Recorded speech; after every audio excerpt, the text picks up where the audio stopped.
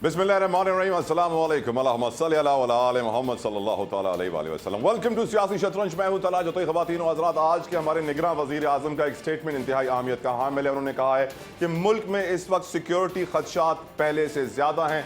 बलोचिस्तान और खैबर पख्तूनख्वा में security threat बढ़ती जा रही है और यकीनन ये बात इंतहाई तशवीशनाक है। और ये भी पाकिस्तान की तारीख है, जब भी इंतखाबात करीब आते हैं तो दहशतगर्दी बढ़ जाती है। सोचने की ज़रूरत है क्या वजह होती है कि इंतखाबात को मुतासर करने के लिए दहशत गर्दों को इस्तेमाल किया जाता है, करवाया जाता है, कौन करता है, किस तरह करता है। यकीनन एक बहुत बड़ा क्वेश्चन है जो हम आज के शो में उठाएंगे। साथ साथ सियासतदानों की बात की जाए तो नवाज शरीफ साहब के दो बड़े इंपॉर्टेंट रेफरेंसेस हैं, अल अजीजिया है और एवन फील्ड है। दोनों में 29 नवंबर तक मुलतवी हो गई है समाअत और नवाज शरीफ साहब को क्लीन चिट मिल जाएगी।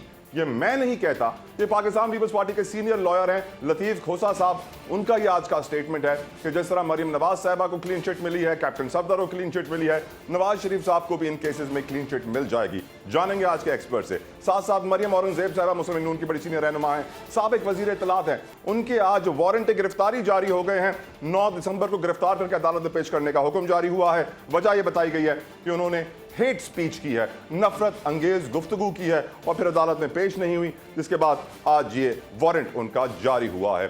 साथ साथ मैं आपको बताऊं, ये भी कहा जा रहा है MQM और उनके इत्तेहादियों की जानिब से कि वो पीपल्स पार्टी के मुतबादिल बन चुके हैं। उसको भी तफसीलन आज डिस्कस करेंगे। बाप पार्टी जो कि 2018 की बलूचिस्तान की सबसे बड़ी पार्टी थी, आज तितर बितर हो चुकी है। 8 उनके अरकान असेंबली जा चुके हैं नून में, 2 उनके अरकान असेंबली जा चुके हैं पीपल्स पार्टी में। बचे साले मोहम्मद भूतानी की क़यादत में कुल 13 अरकान असेंबली पार्टी में। तो यकीनन बलूचिस्तान की बहुत बड़ी ताकत कैसे टुकड़े टुकड़े हो गई। लेकिन इससे भी बड़ी खबर, ये सारी खबरें हम डिस्कस तो करेंगे। मेरी नज़र में इससे भी बड़ी खबर यह है कि बिलावल भुट्टो जरदारी की शादी की खबरें इस वक्त गर्दिश कर रही हैं। हम जानते हैं कि अपने वालिद मोहतरम आसिफ अली जरदारी के इंटरव्यू के बाद, जिसमें उन्होंने कहा था कि बिलावल को टिकट मैं दूंगा, वो दुबई चले गए थे और फिर ये खबरें गर्दिश करने लगी कि बाप बेटे के अंदर कुछ तल कलामी पैदा हो गई है, कुछ प्रॉब्लम्स क्रिएट हो गई हैं। फिर पीपल्स पार्टी के रहनुमा एक के बाद एक टीवी पर आते रहे और कहते रहे कि नहीं, कुछ भी नहीं है, दोनों सेम पेज पर हैं। और जो बात जरदारी साहब ने कही वो बिल्कुल ठीक कही और बिलावल साहब को बुरी नहीं लगी। लेकिन बिलावल साहब की शादी क्यों ज़रूरी है, ये भी आपको जानना ज़रूरी है जी। क्योंकि पाकिस्तान में मैं जब तारीख पर नज़र डालता हूँ तो मुझे कोई ऐसा वज़ीर आज़म नहीं मिलता जो शादीशुदा ना हो। इमरान खान को भी शादी करनी पड़ी थी वज़ीर आज़म बनने के लिए। यकीनन शादी बहुत ज़रूरी है। इसकी एक तो वजह यह है इस वक्त पीपल्स पार्टी और बिलावल भुट्टो के केस में कि जो बाप बेटे के दरमियान जो भी ग्रजेस हैं, नेगेटिव फीलिंग है, वो ख़त्म हो जाएंगी और एक पॉजिटिव वाइब वापस आ जाएगी। एक और बड़ी वजह यह है कि यकीनन निकाह अल्लाह को बड़ा पसंद है। हदीस मुबारक में नबी करीम सल्लल्लाहु अलैहि वसल्लम का ये कौल है कि निकाह करने से इंसान का दीन मुकम्मल होता है। तो यकीनन बिलावल भुट्टो जरदारी के लिए बहुत ज़रूरी है कि उनकी किस्मत खुले। ख़ासतौर पर आने वाले इलेक्शन में जो नवाज शरीफ साहब के लिए रेड कार्पेट और प्रोटोकॉल है, ये तो लक के ऊपर काउंट कर रहे हैं। किस्मत बड़ी मैटर करती है, तो बिलावल की किस्मत खुलने के लिए शायद निकाह होना उसके लिए बहुत ज़रूरी है। साथ साथ वज़ीर आज़म बनने के बाद एक और ओहदा क्रिएट हो जाता है, जिसे हम फर्स्ट लेडी या खातून अव्वल भी कहते हैं। तो अगर बिलावल भुट्टो जरदारी प्राइम मिनिस्टर बनते तो कोई फर्स्ट लेडी ना होती, कोई खातून अव्वल ना होती, तो फिर उनकी जिम्मेदारियां कौन निभाता। इसलिए बहुत ज़रूरी है इस वक्त बिलावल भुट्टो जरदारी साहब के लिए कि वो इंतखाबात में जाने से पहले, जी हाँ, जाने से पहले ये इत्तलात आ रही हैं, ये खबरें गर्दिश कर रही हैं, आई रिपीट रूमर्स हैं, कयास आराइयाँ हैं, कंफर्म पीपल्स पार्टी में कोई नहीं कर रहा, लेकिन पब्लिश हो रही है ये खबर, हर कोई डिस्कस कर रहा है कि बिलावल भुट्टो की किससे शादी होगी। कहा जा रहा है यकीनन कोई पॉलिटिकल फैमिली होना ज़रूरी है, क्योंकि पॉलिटिकल अलायंस भी शादियों के जरिए क्रिएट किया जाता है, उससे बड़े फ़ायदे फ़वायद हासिल किए जाते हैं। तो बिलावल भुट्टो जरदारी साहब की शादी बहुत ज़रूरी है और ख़बरें आ रही हैं होने वाली है। आज के प्रोग्राम में तफसीलन हम आगे चलकर डिस्कस करेंगे। हमें ज्वाइन करेंगे पाकिस्तान पीपल्स पार्टी के सीनियर रहनुमा हैं दोस्त मोहम्मद खोसा साहब, साथ साथ सियासी तज्ज़ियाकार हैं राव इमरान सुलेमान साहब, और भी दूसरे मेहमान हमें ज्वाइन करेंगे। गुफ्तगू बड़ी संजीदा होगी, भले शादी की क्यों ना हो। ब्रेक के बाद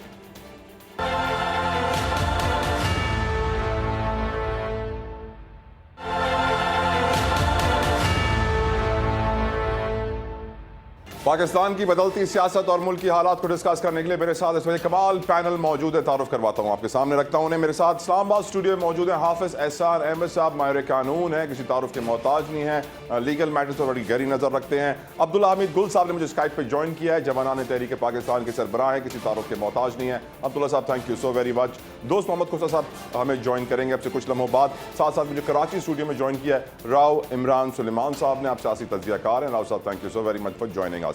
यकीनन मुझे आज बहुत सारी चीज़ें डिस्कस करनी है अपने पैनल के साथ। नवाज शरीफ साहब की तारीख 29 की आ चुकी है। इमरान खान साहब को जिस्मानी रिमांड पे नहीं जुडिशल रिमांड पर भेज दिया गया। साथ साथ निगरां वज़ीर आज़म काकर साहब का ये कहना कि हालात जो इस वक्त चल रहे हैं लॉ एंड ऑर्डर के वो तशवीशनाक हैं। MQM की बड़ी स्टेटमेंट आई है कि हम इत्तेहाद जो बना रहे हैं वो PDP का मुतबादिल है। लेकिन मेरा पहला सवाल आज यही है, बिलावल भुट्टो जरदारी साहब की इन हालात में मौजूदा वक्त में शादी कितनी ज़रूरी है? क्योंकि हम ये तो नहीं बता सकते कि शादी किससे हो रही है, कब हो रही है। प्याज आराइयाँ चल रही हैं, फैमिली कंफर्म नहीं कर रही है कि कब होगी, लेकिन बड़ी स्ट्रॉन्ग रूमर है जो इस वक्त गर्दिश कर रही है। लेकिन अगर बिलावल भुट्टो जरदारी एस्पायर कर रहे हैं to be the next prime minister of Pakistan, तो शादी बेशक उनके लिए बहुत ज़रूरी है। अपने माहिरीन से पूछते हैं। अब्दुल्ला हमीद गुल साहब, I will start from you. आपकी नज़र में अगर बिलावल प्राइम मिनिस्टर बनना चाहते हैं तो शादी उनके लिए कितनी ज़रूरी है सर? बिस्मिल्लाहिर्रहमानिर्रहीम। मेरे ख्याल में उससे पहले सियासत जरूरी है। आपको याद है बेनजीर भुट्टो साहिबा जब आई थी तो उन्होंने सियासत में अपनी बहुत गिरफ्त हासिल की थी, और जाहिर है वो एक खातून थी, उनको ये एज था। दूसरी बात यह है कि वो भुट्टो साहब के बाद आई थी, और जाहिर है फांसी के बाद फिर वो एक एग्जाइल में चली गई थी, और उसके बाद फिर जब वो आई तो जाहिर है एक बड़ा, क्योंकि मिलिट्री रूल था और उसके अंदर आना और उनका वहाँ बात करना, जाहिर है लोगों को बड़ा अपील किया। लेकिन बिलावल साहब के लिए हालात ऐसे नहीं हैं। उस जमाने में फिर उनको शादी करनी थी, और उसके बाद फिर जिस तरीके से उनकी शादी हुई और फिर शादी के बाद जो मामलात हुए, मेरे ख्याल में वो लोगों के सामने है। बिलावल साहब को शादी ज़रूर करनी चाहिए, बहुत अच्छी बात है, बहुत खुशाइन बात है। उनकी एक बहन की शादी हो चुकी है, अल्लाह ताला इनके भी जो है वो नसीब अच्छे करे और इनको एक अच्छी शरीक हयात मिले जो इनके सियासी सफ़र में और ज़िंदगी के सफ़र में दोनों में कामयाब किरदार अदा करें। लेकिन इसको सियासी गिमिक के तौर पर मेरे ख्याल में जो वेटेज जो उस टाइम पे बेनजीर भुट्टो साहिबा को हासिल था वो उस तरह का हासिल नहीं है।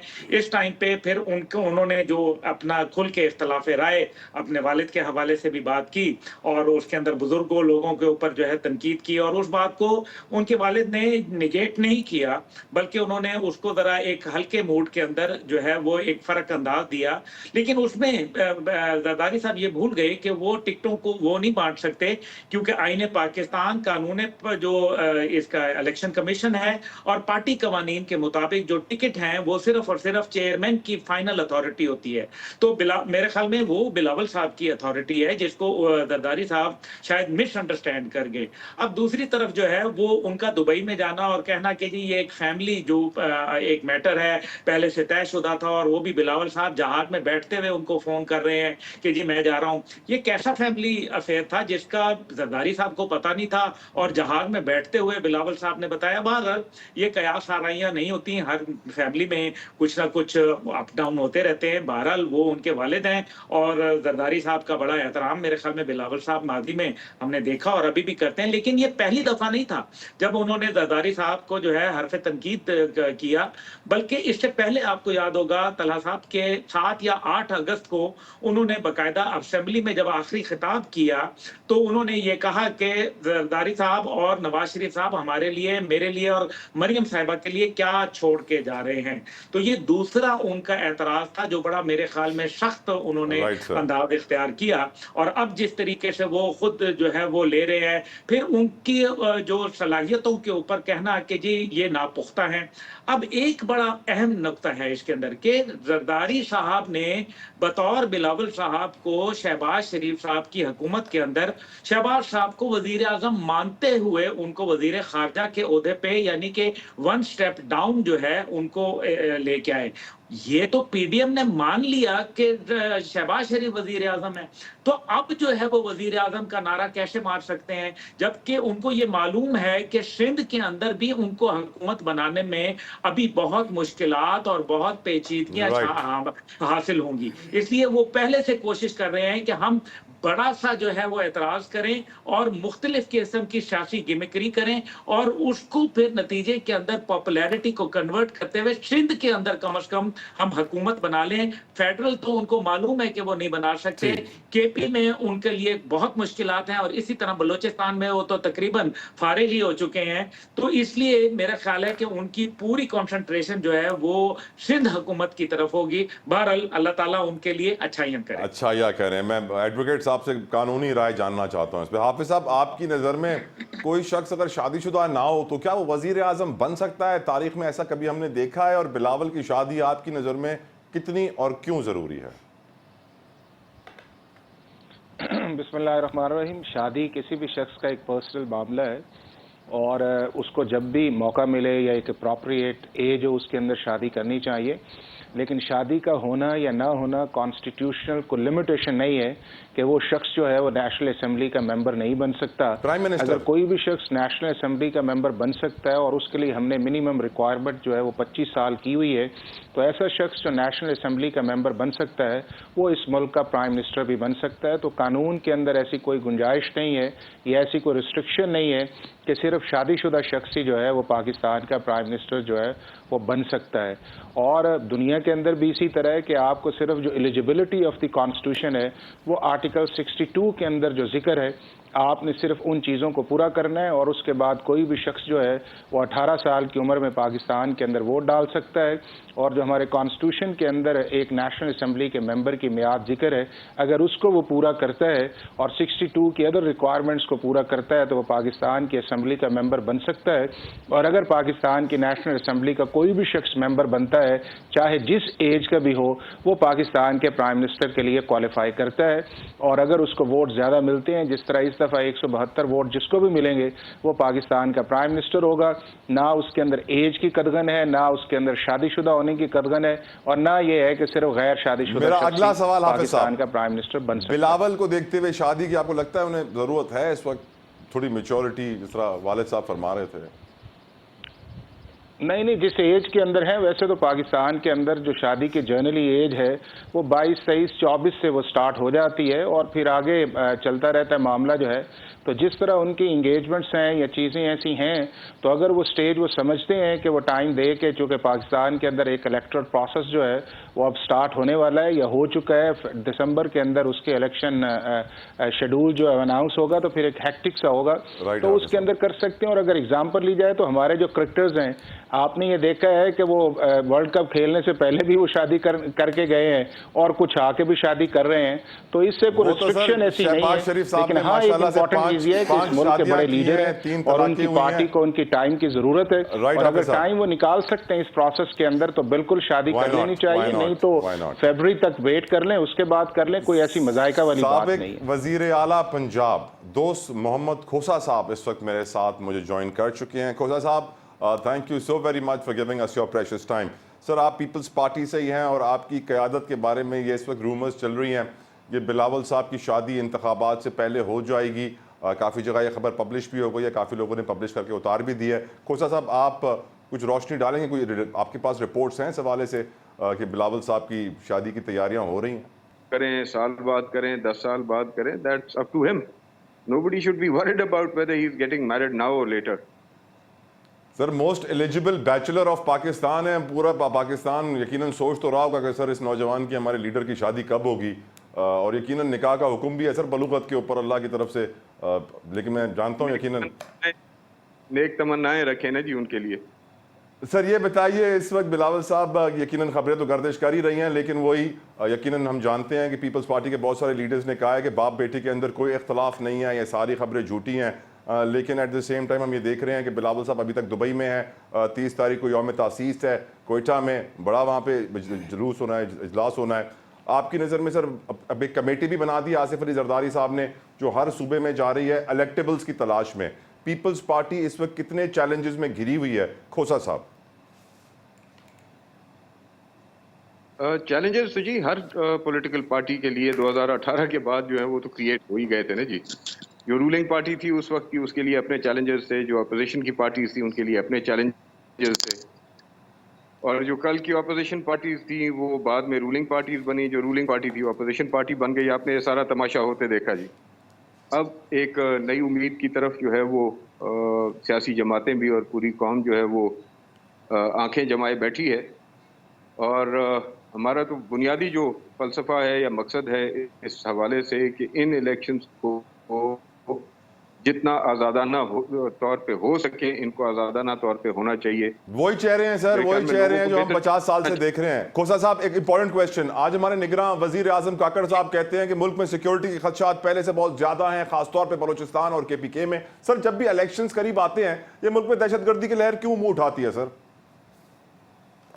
اگر آپ مجھے 2 منٹ دیں تو میں آپ کو یہ ایکسپلین کر دیتا ہوں کہ یہ کیا وجوہات بنتی. Please sir.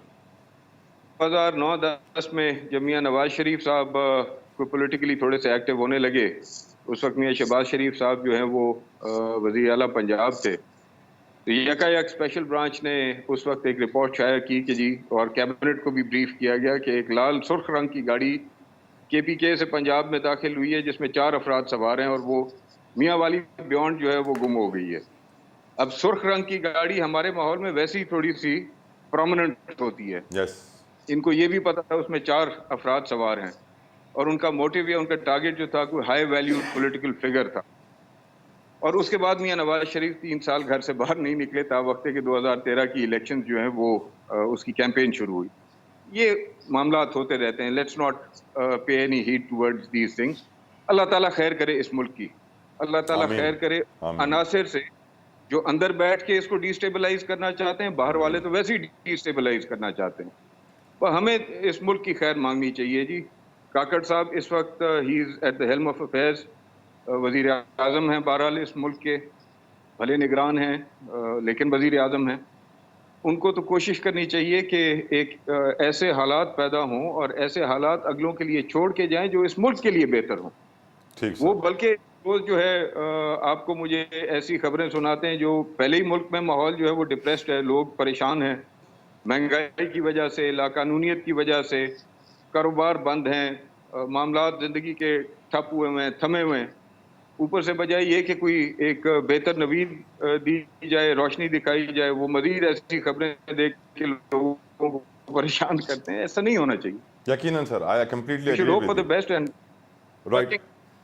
میں آپ کے پاس واپس آتا ہوں. کھوسا صاحب میں چاہوں گا گفتگو میں شامل کروں راؤ عمران سلیمان صاحب میرے ساتھ کراچی اسٹوڈیو میں. راؤ صاحب یہی سوال آپ کی طرف، بلاول کا مستقبل، بلاول کی شادی، پیپلز پارٹی کے چیلنجز. جی بسم اللہ الرحمن الرحیم. دیکھیں جی، میں سمجھتا ہوں کہ جس طریقے سے بلاول صاحب کی جارحانہ سیاست ہم دیکھ رہے ہیں، میں سمجھتا ہوں کہ شاید ان کے خاندان کے لوگ سمجھتے ہیں کہ شادی کے بعد کچھ ٹھہراؤ آ جائے ان کی زندگی میں. اور دوسرا ہم یہ بھی دیکھتے ہیں کہ ملکی سیاست میں ایک پیری فقیری کا بڑا عمل دخل ہے. آپ دیکھتے ہیں کہ بے نظیر صاحبہ بھی تشریف لے کر آئی تو ہاتھ پر ایک کالا سا وہ باندھ کے رکھا ہوتا تھا. اور اس طریقے سے ان کے خاندانی بزرگ ہیں کہ ان سے مشورہ کیے بغیر کام نہیں کرتے. یہی حال مریم نواز صاحبہ کا بھی ہے. میں سمجھتا ہوں کہ جس طرح کہ عمران خان صاحب کے بارے میں بھی کسی نے کہا تھا کہ اگر آپ بشرا بی بی سے شادی کر لیں تو آپ وزیر اعظم بن جائیں گے.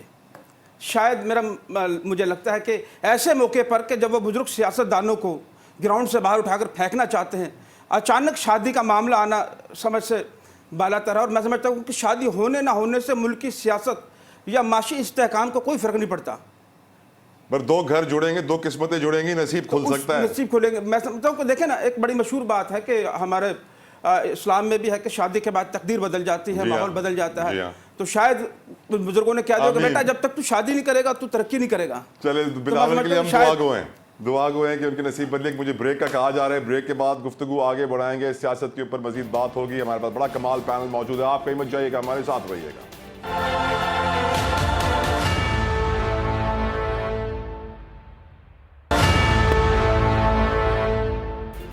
پروگرام میں شامل کریں گے آج کی عدالتی کارروائی. ہم جانتے ہیں عمران خان کے حوالے سے PTI کے چیئرمین کے جسمانی ریمانڈ کی نیب نے استدعا کی تھی، جو استدعا مسترد کر دی عدالت نے اور جس جوڈیشل ریمانڈ پر عمران خان کو دے دیا ہے. ساتھ ساتھ میاں نواز شریف صاحب کی عزیزی اور ایون فیڈ ریفرنس میں بھی جو کیس ہوئے اس میں بھی سماعت 29 نومبر تک ملتوی کر دی گئی ہے. لطیف کھوسا صاحب بڑے سینئر ماہر قانون ہیں، کسی تعارف کے محتاج نہیں ہیں، سابق گورنر ہیں. انہوں نے آج یہ اسٹیٹمنٹ جاری کیا ہے کہ نواز شریف صاحب کو بھی کلین چٹ ملنے والی ہے. اس سے پہلے کہ میں اپنے پینل کی طرف بڑھوں، سب سے پہلے لیگل اوپینین جاننا یہاں پہ ضروری ہے. حافظ صاحب آپ سے پوچھنا چاہوں گا، آپ کی نظر میں حافظ احسان احمد صاحب جو اس وقت آج عدالتی کارروائی ہم نے دیکھی ہے، کس طرف معاملہ جاتے ہوئے آپ کو نظر آ رہا ہے؟ کہ آپ بھی سمجھتے ہیں لطیف کھوسہ کی طرح کہ نواز شریف صاحب کو کلین چٹ مل جائے گی، اور عمران خان صاحب کا مستقبل کیا دیکھ رہے ہیں؟ طلب بھائی، بڑی یہ ایک عجیب سی بات ہے کہ ہم ہمیشہ عدالتی جو پروسیڈنگز ہے اس کے اوپر کامنٹس اس طرح کرتے ہیں کہ جس طرح بہت ساری چیزوں کو پریڈکٹ کر رہے ہوتے ہیں، اور یہ آپ نے دیکھا ہوگا کہ پچھلے کئی دہائیوں سے پاکستان کے اندر یہ معاملہ چلتا آ رہا ہے، اور اس معاملے کے بہت سارے بنیادی فیکٹرز ہیں، اور ان فیکٹرز کے اندر جا کے جب چیزیں اس طرح پروسیس کی جاتی ہیں تو پھر ڈیفینیٹلی جو ہے وہ چیزیں کویسچن مارک بھی آتی ہیں، اور وہ چیزیں اسی ڈگر کی طرف چلتی ہیں جس طرف آپ اشارہ کر رہے ہیں۔ اگر اب اس کیس کے پرٹیکولر دیکھا جائے تو جو نیب کا ایک سٹینس اس چیز کے اندر آیا ہے جب سے میاں صاحب پچھلے ماہ سے پاکستان واپس آئے ہیں، تو آپ نے یہ دیکھا کہ جب انہوں نے پروٹیکٹیو بیل کو اپلائی کیا تو نیب کے لوگ وہاں پہ موجود تھے، اور انہوں نے کہا کہ ہمیں میاں صاحب کی پروٹیکٹیو بیل پہ کوئی اعتراض نہیں ہے۔ پھر توشہ خانہ والا معاملہ آیا تو وہاں پہ بھی نیب نے کہا کہ ہمیں ان کے وارنٹس اگر وڈرا کر لیتے ہیں وہاں پہ کوئی اعتراض نہیں ہے۔ پھر آپ نے دیکھا کہ اس کے بعد جب ان کی اپیل ریسٹوریشن والا معاملہ آیا تو اس کے اندر بھی نیب نے کہا ہمیں کوئی اعتراض نہیں ہے۔ اور پھر آپ نے دیکھا کہ جو ایون فیلڈ والا معاملہ تھا اس کی ریسٹوریشن کے بعد جو ان کی سسپینشن تھی وہ ریسٹور ہو گئی، اور ایک جو چیز العزیزیہ والی رہتی تھی اس کو پنجاب گورنمنٹ نے ایڈریس کر دیا، اور وہاں کے اوپر ان کی سسپینشن آف سینٹنس ہے وہ 402 جو CRPC کا ہے آن ایگزیکٹو سائڈ ہو گئی۔ اس کے بعد یہ ہوا یہ کہ پھر آپ ارلی ہیئرنگ کا آپ نے دیکھ لیا کہ پچھلے ہفتے جب وہ کیس لگا تو آج اس پر معاملہ چلا گیا، اور آج سے معاملہ جو ہے وہ بدھ کو چلا گیا ہے۔ اور جب لاسٹ ڈے کے ہیئرنگ کے اوپر پوچھا، بینچ نے پوچھا کہ نیب کتنا اس پہ ٹائم دے گا، تو نیب نے کہا کہ ہمیں تو صرف 30 منٹس چاہیے۔ تو اگر آپ کو 30 منٹس چاہیے تو اس کانٹیکسٹ کے اندر دیکھا جائے تو پھر آپ کو یہ لگ رہا ہوگا اس چیز کے اندر کہ جب اسلام آباد ہائی کورٹ کے اندر ریسٹوریشن آف اپیلز والی بات چل رہی تھی تو نیب نے بذات خود اس چیز کے اندر کہا کہ جی ہمیں جو چیزیں ہوئی تھیں وہ ہمارے کہنے پہ نہیں ہوئی تھی، بلکہ سپریم کورٹ آف پاکستان کی ایک ڈائریکشن آئی تھی، اور اس کے بعد نیب نے انویسٹیگیشن کیا اور ریفرنس فائل کیا۔ تو آج بھی اگر اس کانٹیکسٹ کے اندر دیکھا جائے تو جو آبزرویشنز آئی ہیں بینچ کی وہ چارج کی حد تک بھی آئی ہیں، اور ایون فیلڈ کے اندر جو مریم صاحبہ کی سینٹنس جو تھی جو ان کو ایکوٹل کے اندر کیا گیا وہ بھی آبزرویشنز آئی ہیں۔ تو اگر ان آبزرویشنز کو دیکھا جائے یا اکاؤنٹیبلٹی جو کاؤنسلز ہیں ان کے سٹینس کو دیکھا جائے تو لگتا ہے اس طرح یہی ہے کہ اب میرا خیال ہے کہ بہت جلد جو ہے وہ میاں صاحب ان کیسز کے اندر جو ہیں وہ ایکوٹل کی طرف جائیں گے، اور اگر وہ جائیں گے تو امپورٹنٹ اس لیے زیادہ ہے کہ 10 دسمبر سے پہلے آپ کے ملک کے اندر جو الیکشن شیڈول ہے اس نے اناؤنس ہونا ہے، چونکہ الیکشن کمیشن آف پاکستان نے ایک چیز جو ہے سپریم کورٹ آف پاکستان میں جمع کروائی ہے ڈیٹ کے حوالے سے اور شیڈول کے حوالے سے، اور جب شیڈول کا اناؤنس ہوتا ہے وہ 2 یا 3 دن آپ کو ہوتے ہیں نامینیشنز پیپر لینے کے لیے اور جمع کروانے کے لیے۔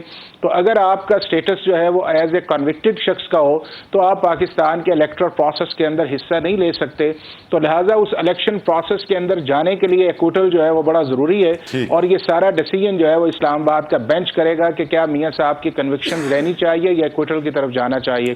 لیکن اس سے بڑا جو ہرڈل آئے گا وہ آئے گا میاں صاحب کے ڈسکوالیفیکیشن کا، جو پاناما کے کیس کے بعد جو تھا ایک ججمنٹ آئی تھی سپریم کورٹ آف پاکستان کی، تو انہوں نے یہ کہا تھا کہ جتنی دیر بھی کسی شخص کے خلاف کورٹ آف لا کا ڈکلیریشن موجود ہے وہ کانسٹیٹیوشن کے اندر پاکستان کے الیکٹرل پروسیس کے اندر ڈسکوالیفائی ہے، اور میاں صاحب کو پاناما کے اندر 62(1)(f) کے اندر جو تھا 5 ممبرز بینچ نے ڈسکوالیفائی کیا۔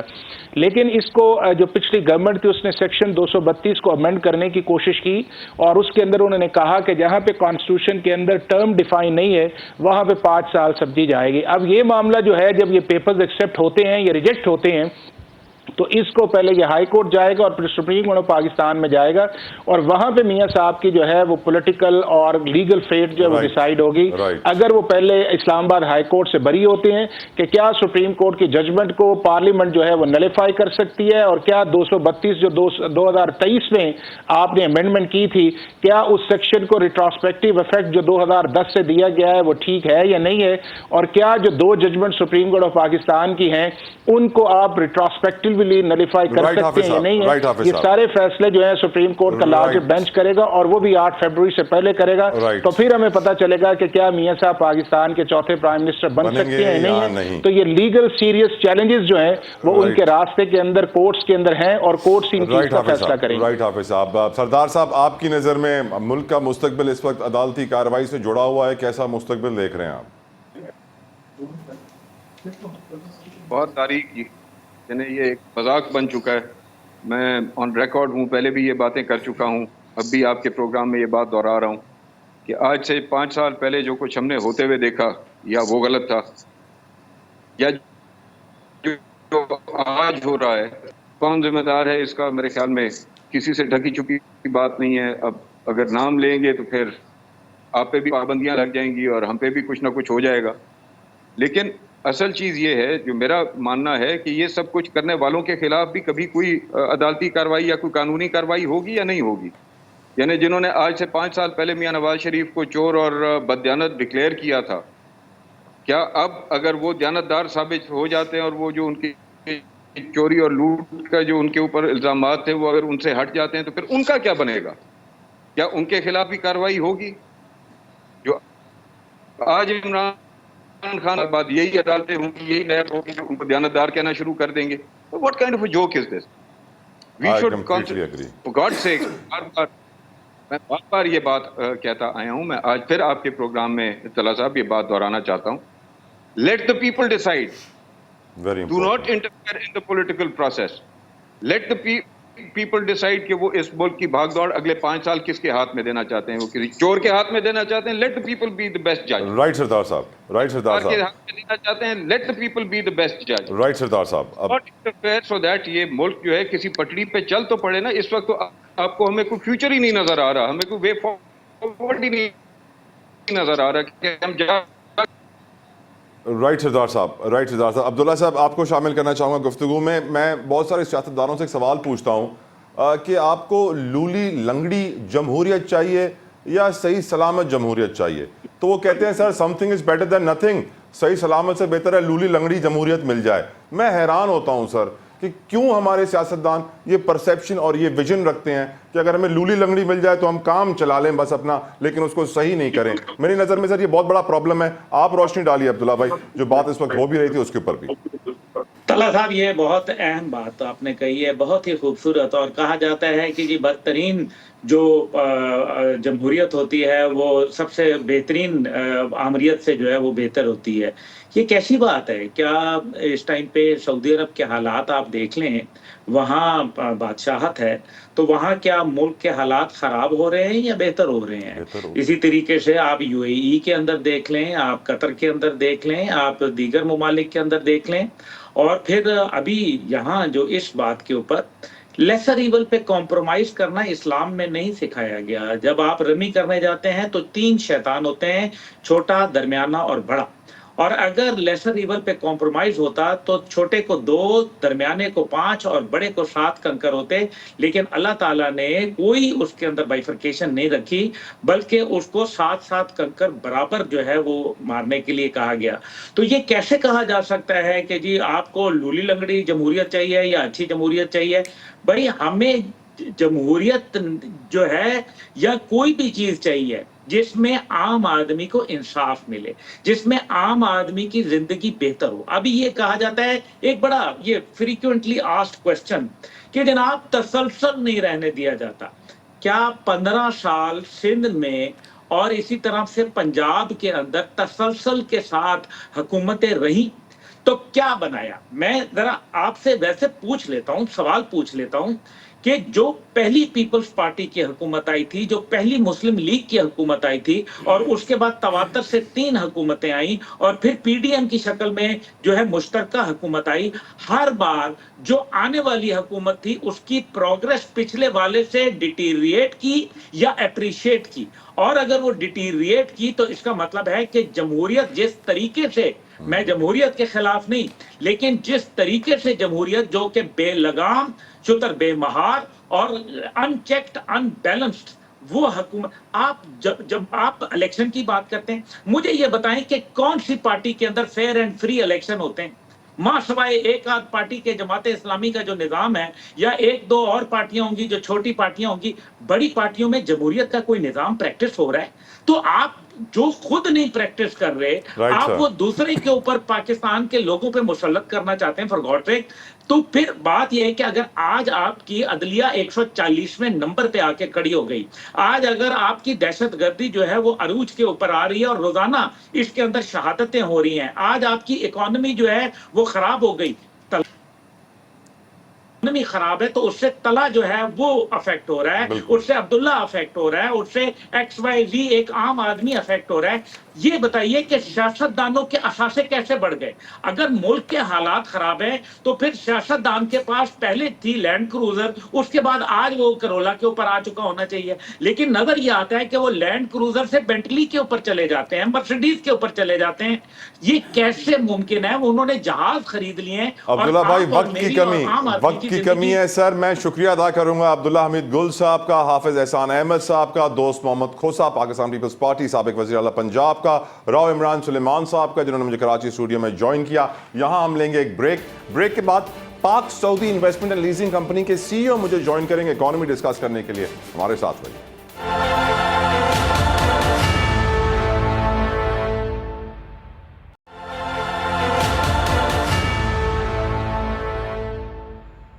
मैंने हमेशा अपने प्रोग्राम में इस बात पर जोर दिया है कि अगर हमें सियासी इस्तेहकाम चाहिए, मुआशरती इस्तेहकाम चाहिए, तो मईशत में इस्तेहकाम का आना बहुत ज़रूरी है।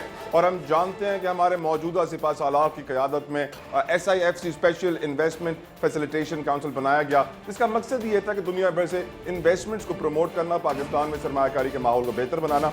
लेकिन सरमायाकारी का मयार है क्या आने वाले वक्त में पाकिस्तान में सरमायाकारियों के ज़रिए, सरमायाकारी के ज़रिए मुआशी मसाइल हल हो सकते हैं? क्योंकि हम जानते हैं कि पाकिस्तान के 3 बड़े अच्छे दोस्त हैं जो पाकिस्तान को सबसे ज़्यादा पैसे देते हैं। एक सर फहरिस्त चीन है, फिर हमारे पास सऊदी अरेबिया है और फिर मुत्तहदा अरब अमारात है। तो मेरी बड़ी खुशनसीबी कि मेरे साथ इस वक्त Pak Saudi investment and leasing company के CEO रिजवान अहमद शेख मौजूद हैं। रिजवान साहब, thank you so very much for giving us your time sir. Really grateful and honour to have you on the show. Sir, 25 साल आपने गुजारे हैं फाइनेंशियल सेक्टर में। पाकिस्तान का मौजूदा सरमायाकारी का माहौल और जो पॉलिसीज हैं, आप उन्हें कैसे देखते हैं? क्या वो साजगार हैं? क्या एनवायरनमेंट इस वक्त अच्छा है? रिजवान साहब। Thank you very much, Talha, and I think this is a very बहुत important सवाल है ये कि साजगार है, माहौल कैसा है. But to be honest, if you look at the global perspective, I think turbulences is everywhere. But in तमाम turbulences के बावजूद there are financial structures which is in place and going on. So Pakistan, yes, there has been some turbulences, there has been some disruptions. But to be honest, if you look at the benchmark, मेरा ख्याल से Pakistan is basically a heaven for investments because there is so much to happen. There's so many opportunities, there's so many good points that we have, but unfortunately somehow we have not been able to project it properly. We have not been able to market us properly, and most importantly, I think the policies. I believe that there are policies and initiatives हैं. But it's about like implementing and executing it, number one. Number two, and the consistency of the policy is more important for any country to develop. Correct sir, आप माशाल्लाह से एक ऐसे इंसान हैं जो Saudi अरब को भी रिप्रेजेंट कर रहे हैं, पाकिस्तान को भी रिप्रेजेंट कर रहे हैं, तो मेरे सवालों में यकीनन इसका मिक्स आपको मिलेगा। Sir, Saudi Arabia has a vision 2030, 2030 तक उन्होंने अपने टारगेट्स तय कर लिए हैं और उसके अंदर एक बहुत इंपॉर्टेंट टारगेट है डिजिटल ट्रांसफॉर्मेशन, जिसके ज़रिए ये तब्दीली आएगी, ये ग्रोथ आएगी और ये इनकी स्ट्रेटजी का बहुत इंपॉर्टेंट हिस्सा है। आपकी नज़र में सर क्या ये डिजिटल ट्रांसफॉर्मेशन पाकिस्तान में मुमकिन है, होगी आने वाले वक्त में sir?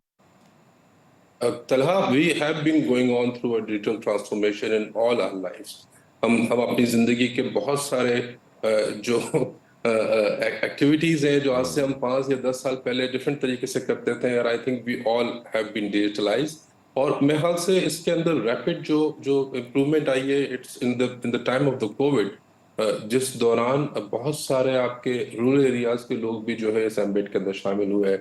Yes, but digital what, I think to be honest, हमारे यहाँ ऑटोमेशन को डिजिटल कहते हैं, बट जो डिजिटाइजेशन हम लोगों ने चाइना के अंदर या इंडिया के अंदर या दूसरे मुल्कों के अंदर देखी है, उसके अंदर आपके फाइनेंशियल इनिशिएटिव जो है वो डिजिटाइज हुए, और उससे हुआ ये कि आपके मासेस, आपके नॉन इंक्लूसिव जो आपके पॉपुलेशन है, यूथ है, they came into the regime. And to be honest, digitization is still going on in Pakistan. There are a lot of amazing entrepreneurs, a lot of youth who basically working to design and develop fintechs, and they're basically making their efforts. बहुत सारी आपकी जो youth है, they have been deployed as a freelancers, and they're basically providing services to international vendors and software houses. But to be honest, I think a lot has been done. मेरा ख्याल से पिछले 4 से 5 साल के अंदर lot of policies and initiative has been rolled out कि हम अपनी digitization speed को भी update करें, number 1. Number 2, and we become the service provider for the regional countries, particularly Saudi का आपने नाम लिया.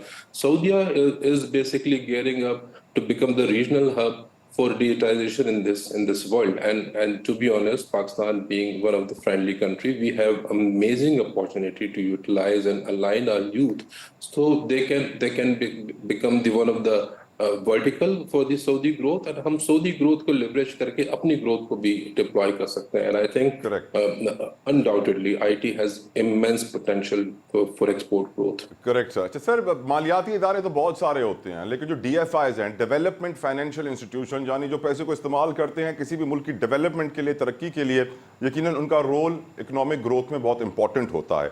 क्या आपका इदारा भी पाकिस्तान में किसी DFI के साथ मिलकर कुछ काम करने वाला है? जी Talha, I think we need to understand. I think Saudi Pak Investment Company, which जिसका मैं CEO हूँ, is a 42 years old institution. This institution has played major role in improving the industrialization and agriculture of the country. Unfortunately, पिछले 10-20 साल से there has been dominance जो थी वो commercial banking की थी, but I think the realization is coming back, and since as you can see, the idea is to basically convert Pakistani DFIs into true development financial institution जो कि हमारी economy को भी contribute करे, but not only economy के अंदर contribute करे, we also have to work for the betterment and livelihood of the people as well. So Saudi Pak, in our initiative, we are also going through our transformation. We basically adding multiple new businesses into our segment.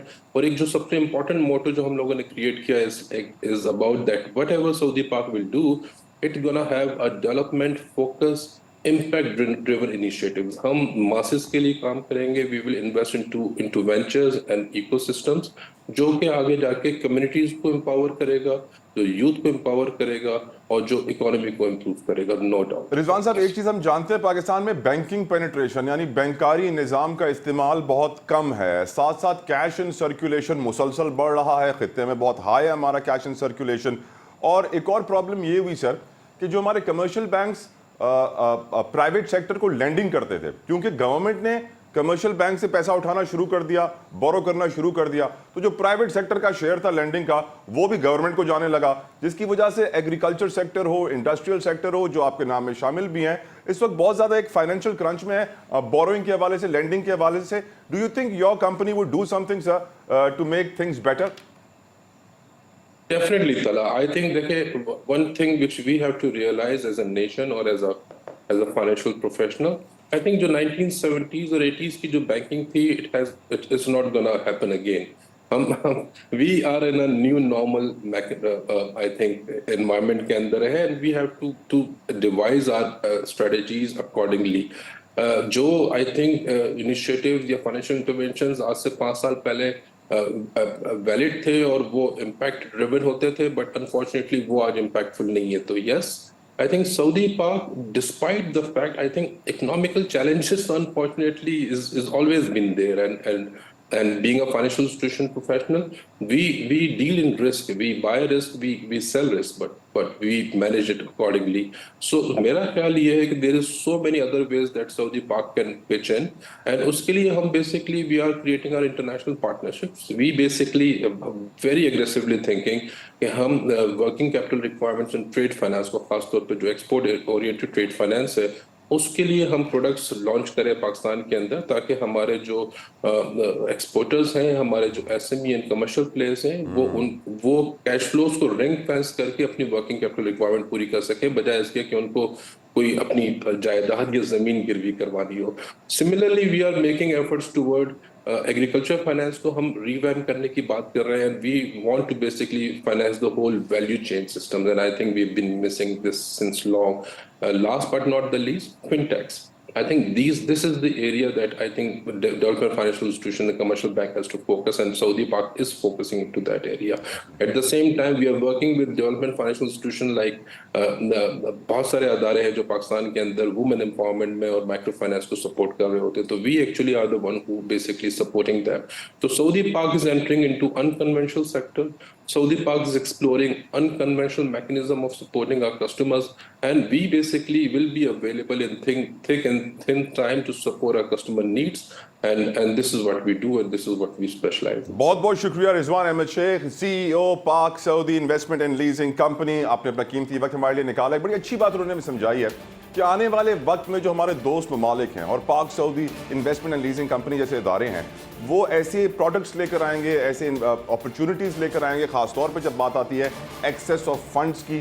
Agriculture کے اندر, زراعت کے اندر بہت سارے کسان ایسے ہیں جن کو لونز کی ضرورت ہوتی ہے, لیکن وہ بینکنگ چینل سے نہیں لے پاتے ہیں. ان کو دوسرے اسمارٹ چینلز چاہیے جن کے ذریعے وہ کیپٹل کے ذریعے اپنے بزنس کو, ایگریکلچر کو بہتر کریں. اسی طرح انڈسٹری ہے, لارج اسکیل مینوفیکچرنگ ہے, سروسز گروپ ہے. تو مجھے امید ہے کہ آنے والے وقت میں پاکستان کے معاشی حالات بہتر ہوں گے, اور اسی لیے بہتر ہوں گے کہ ہم اپنے دوست ممالک کے ساتھ رابطے بڑھائیں گے اور میوچل انڈرسٹینڈنگ پہ بہتر انویسٹمنٹس کو اٹریکٹ کریں گے, پاکستان میں یہاں پر لے کر آئیں گے, اور پالیسی فریم ورک بھی بہتر ہوگا. مجھے اجازت دیجیے, انٹل نیکسٹ ٹائم, اللہ حافظ.